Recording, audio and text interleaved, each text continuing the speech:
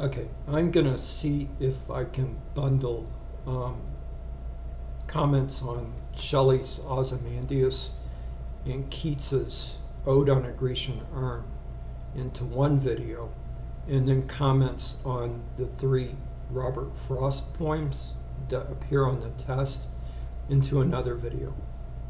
Those poems need some kind of commentary fairly urgently because there are a lot of questions about Ode on a Grecian Urn, and the Frost poem, Mending Wall, is the basis of the essay question on the test. So we'll get as much covered as possible. If it ends up being too much time, I may have to split into more videos, but we'll see how it goes. So first, Percy Shelley. If you're in a class who's discussed this with me personally, you're not required to listen to the Shelley part over again. But Shelley is the author of Ozymandias. And Percy Shelley has an interesting personal background that I'll mention briefly. He was an iconoclast. He was somebody who challenged people in authority throughout his brief adult life.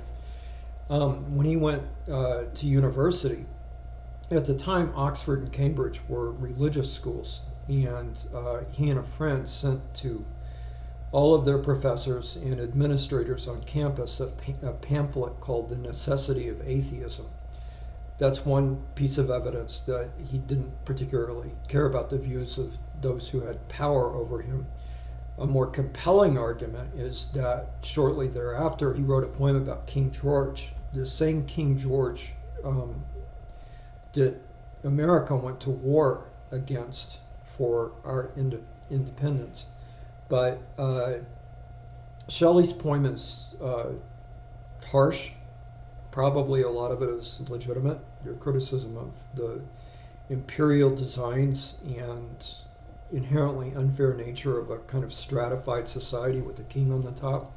Some of the criticism is maybe a little over the top. At the time Shelley wrote, King George was showing signs of dementia, and Shelley certainly dwelt on that in his poem, which is kind of interesting. This is a different poem. This is not the one we're doing in class. And he dumped his first wife and kids to run off with Mary Shelley, a person he met and fell in love with. She's the author of Frankenstein. She wrote Frankenstein when she was about your age. When she started it when she was 18. So those three things, especially the last one, caused England to become a place that didn't really feel like a safe home for him. He and Mary wandered Europe for years, settling in Rome, where John Keats moved to spend the last year or so of his life. He had become ill. I'll talk about Keats when I introduce Ode on a Grecian Urn.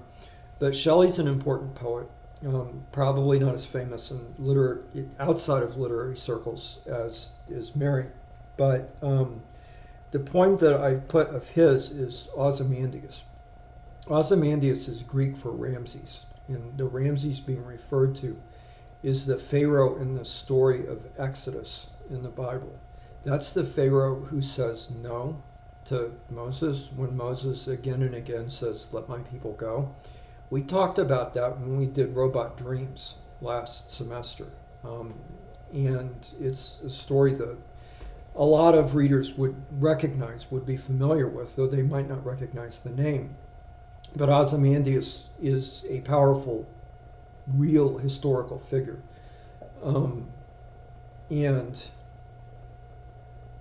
even though he's more commonly known by a different name, and even though the works that are attributed to him in the poem are not real as far as anybody can tell.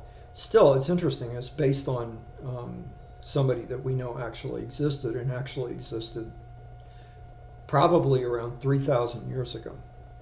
So Shelley's writing a poem about that historical character who has a reputation for being one of the most arrogant people who's ever lived. And in Shelley's own time, Egypt had been opened up. Napoleon, who was sweeping wars of conquest all over Europe and the northern part of Africa, went all the way from the western coast of the northern Africa across Africa to Egypt and conquered Egypt. For the first time in over 1,000 years, Europeans were able to go to Egypt to look around and see that a lot of the stuff that is described in the Bible is really standing out in the desert. The pyramids, the Sphinx, those are things that had become a matter of myth for most Europeans because they had not been allowed to visit Egypt. The reason they hadn't been allowed goes, you have to go back to the history of the conflict in the Crusades. There was a lot of hostility by Shelley's time between Christians and Muslims. In any event, Napoleon went to Egypt and other Europeans followed his army, looked around and saw that a lot of the antiquities that had already been ancient when they were written about in the Bible were still standing out in the desert. And the basis for Ozymandias is artifacts that are out in the desert. But the statue that's described in the poem, again, as far as anybody knows, is not in the desert. It's just something he made up. So one of the first questions I want you to consider for Ozymandias is why one speaker says, "I met a traveler from an antique land who said," and then turns it over to the traveler who tells the rest of the story. Why bother with that when you could just be the traveler and have the traveler tell the whole story? I think there's a reason. And I want you to ask yourself why somebody who wants to engage readers would ask them to use their imagination to have one speaker whose only job basically is to come out on stage and say, "Okay, now traveler, tell me your story." So I met this guy, maybe I went to the bar, I don't know, and he was telling the story. He went to Egypt. It's an amazing story. The traveler tells the rest of the story. So my first question is, why have two different speakers? Why one guy who just opens the thing up and then a traveler? Both of whom, I guess you can assume, live in modern times. And the traveler says there's this statue out in the desert. The statue is now just two trunkless legs sticking up into the air. Trunkless means there's no torso. So there's what used to be a statue. It's just two legs. There's a shattered visage, which is a face, a head, on the ground that's kind of looking up at the statue that it used to be on top of. But over the millennium, the top part of the statue is wasted away except for the face. On the face, you can still read the emotions that the sculptor, who would have been a slave, put into the lifeless things that the poem describes. The lifeless things are the stones that sculptors create art out of. And you can still read the expression of Ozymandias' arrogance that the sculptor is almost making fun of. And there's a line, "The hand that mocked him and the heart that fed," that suggests that the sculptor was creating parody, satire, but that the Pharaoh liked it, didn't recognize that he was being made fun of, just thought he looked really tough in the picture, so he liked it. In any event, Shelley is creating an image that's ironic on the face of it because the face is looking up at where its butt used to be. So it's not an intact sculpture anymore. It's a ruin. It's a wreck, as the poem says later. Time has wasted it away over these thousands of years. It's just two legs and a face. But there's also an inscription, and the inscription says, "My name is Ozymandias, King of Kings. Look on my works, ye mighty, in despair. And nothing beside remains. They're just sand everywhere. So what I really want to focus on in terms of kind of trying to jumpstart your analysis, and I think there are a lot of different directions you can go with this, is the irony, the layers of irony that might be going on. One, if Ozymandias says, look on my works, you mighty people in despair, he's talking to other rulers, other people who would be as arrogant as he was. And he's saying, I'm bigger and tougher than you will be. Look at my city, look at my slaves, look at my pyramids, look at blah, blah, blah. Except it's all gone, except for the two legs sticking up in the air and the face in the ground and the inscription. So if somebody came across the desert like Hitler or Stalin or Napoleon or somebody else who wanted to rule the world and saw it, do you think they would be scared? Do you think they would feel desperate?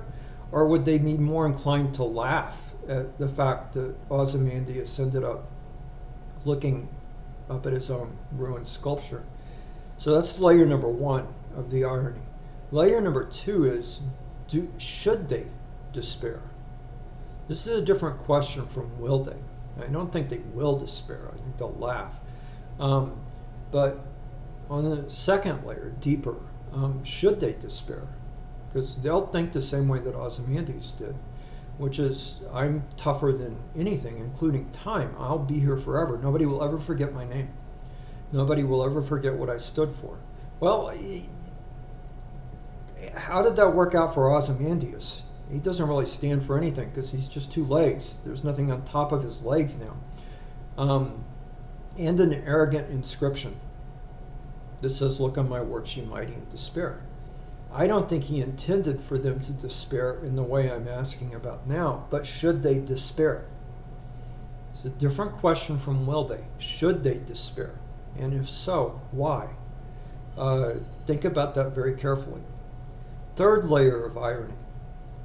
There are two voices that we hear from ancient Egypt. One is the Pharaoh's, and his voice is this imperious utterance.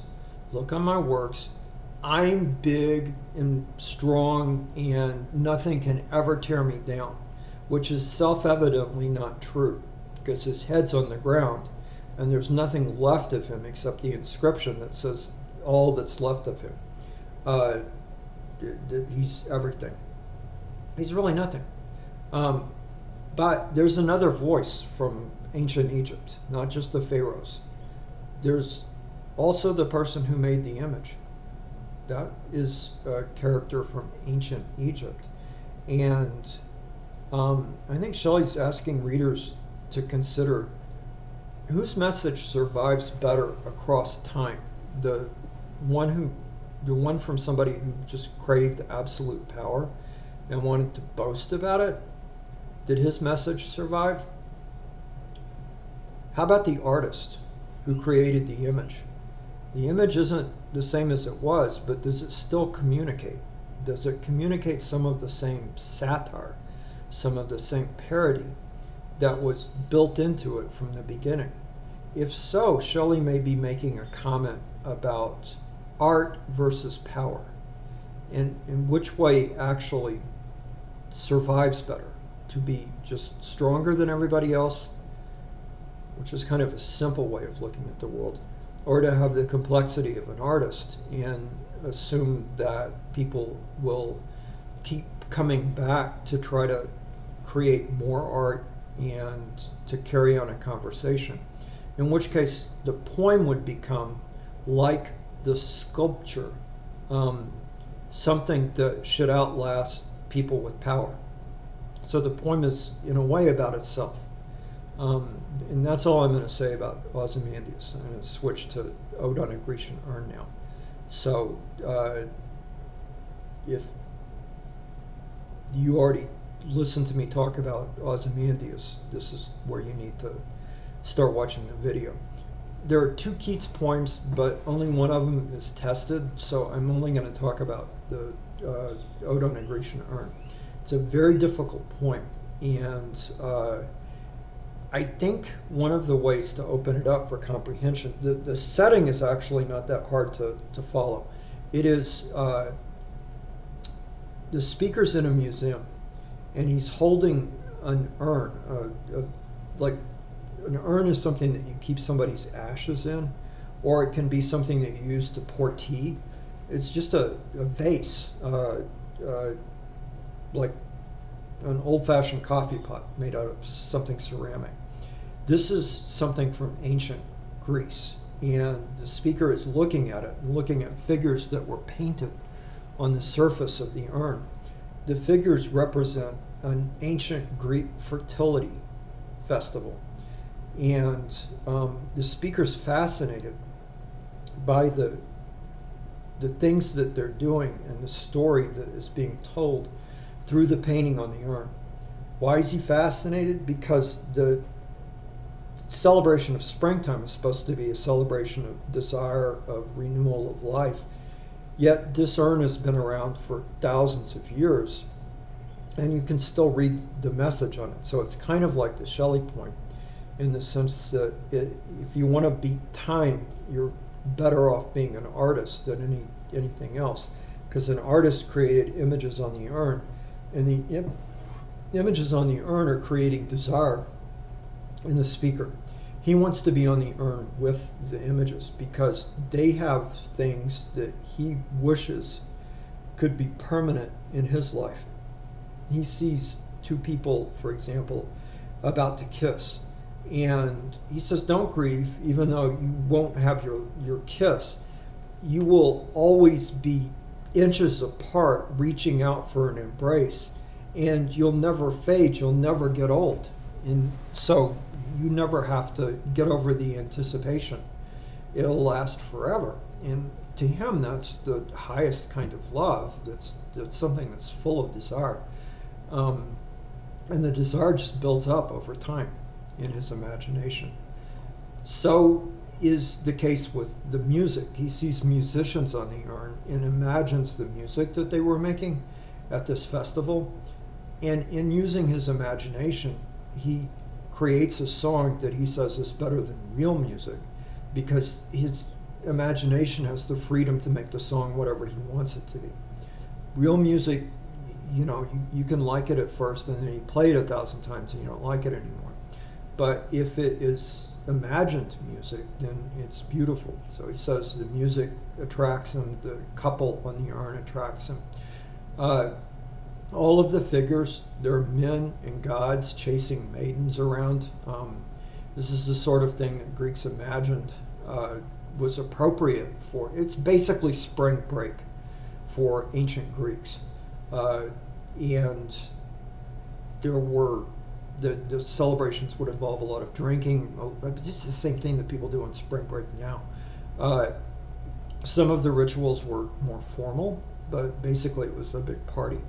And the speaker is immensely in love with the idea of the kind of love that he sees on the urn, and is fixated on it, and says more happy love, more happy love. And he sees leaves that are coming out on the branches painted on the urn.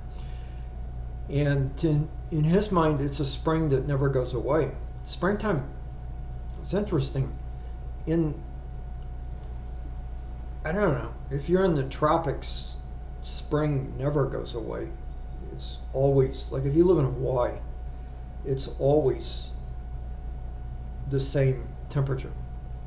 And that probably creates, I don't know, I'd have to ask somebody from Hawaii, a different perception of the meaning of the seasons than, say, somebody who lives in Minnesota, for whom there would be a very distinct difference between winter and spring. Maybe people who live in Minnesota look at us and say, you don't get it either, how much of a relief it is when spring comes. But you could argue that appreciating springtime is very much a matter of appreciating the fact that it's not winter, that it's different from winter, There may be something similar to what is going on in Blake's poems, the idea that you can't know a thing unless you know it through contraries. For Keats, one of the contraries would be that knowing about spring and making it valuable involves going through the whole season, the cycle of the seasons. And they don't do that on the urn. It's always spring. And the speaker loves that. But of course, the speaker doesn't live in a place that's always spring. He has winter, he has fall, and that makes him attracted to a place where this party is endless, the spring is endless, the love is endless, everything's perfect, and he desires it and holds it up. And there's the critical part in the middle of the poem where he says that all breathing human passion far above that leaves a heart high sorrowful and cloyed.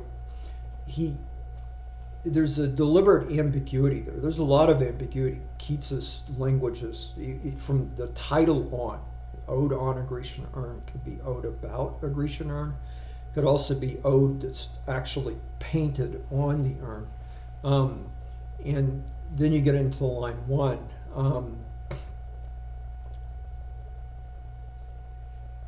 And ask what the word still means.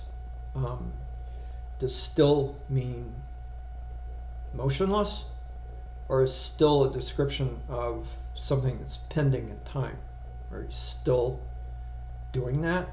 There's a lot of ambiguity with the language in the poem, but a key point, you can't tell whether the urn is far above mere human love because the urn preserves it for the ages, or human passion is above the urn because, and this is where you kind of have to address the question of where the life comes from that the speaker appreciates on the urn.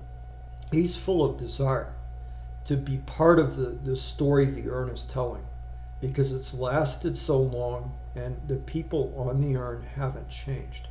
Art has made them immortal or almost immortal and unravished. They haven't been destroyed. They haven't been taken by force. They're still as they were. He wants that.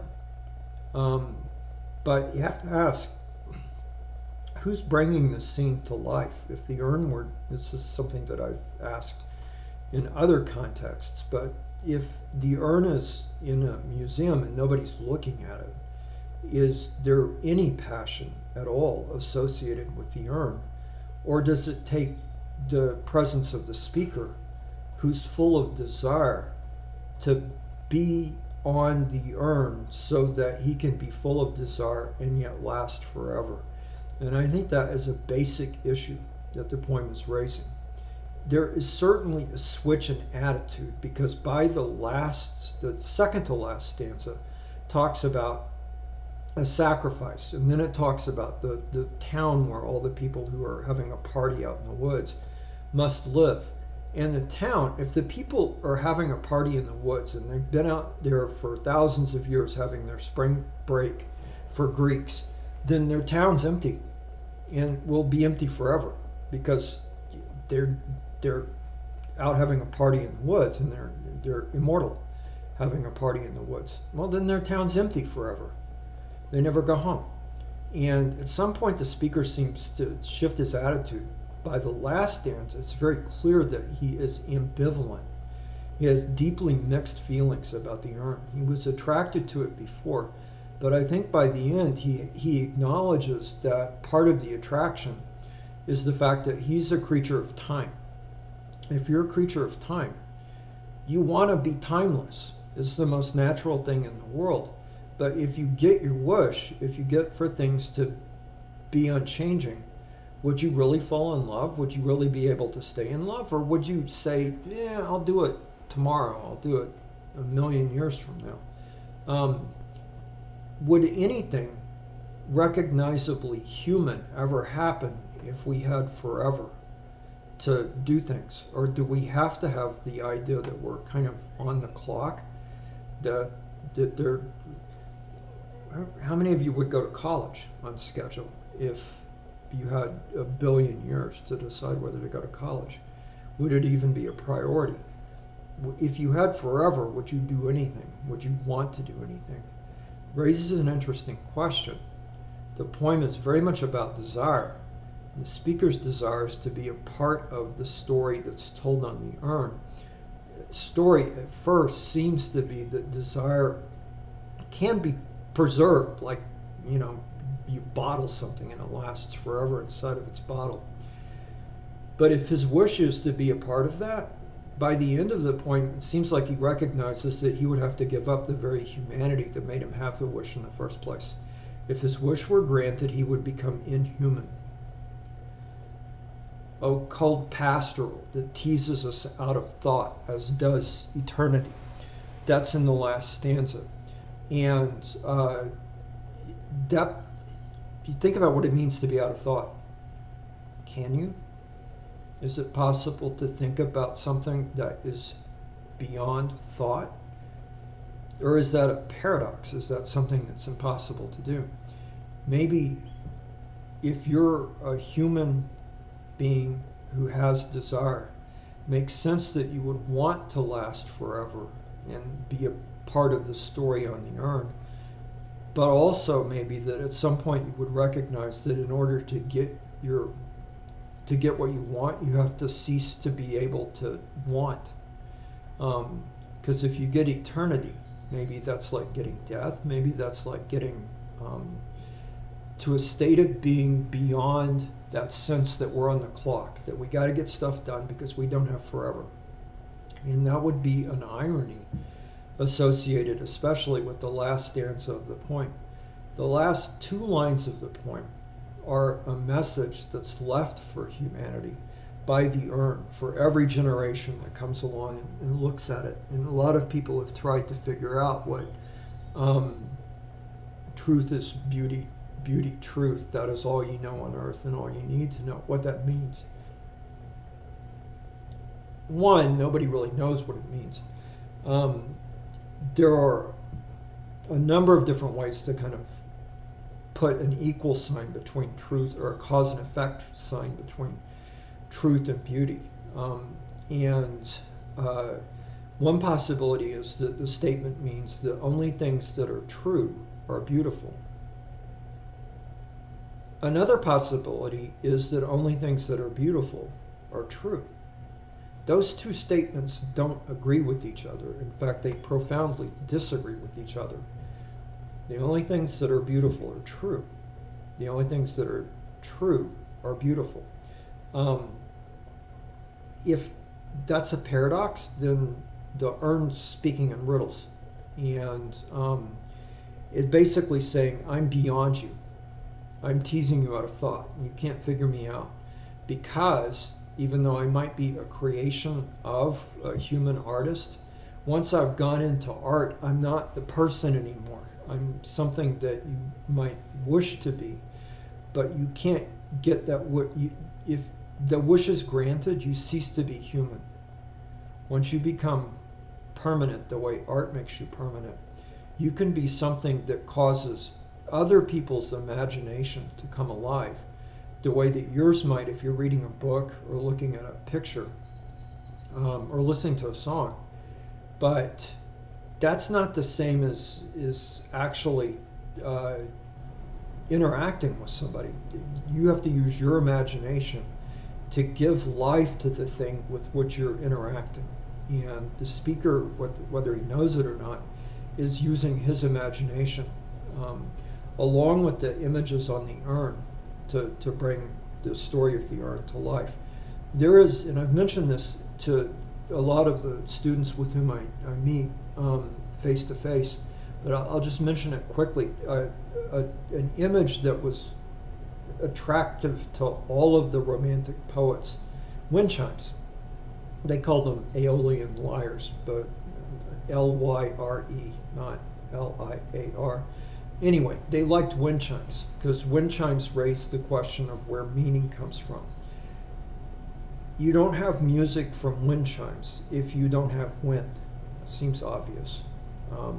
But But then you need wind chimes too. So you have to have the chimes and the wind. And without both of those things, you don't have any music.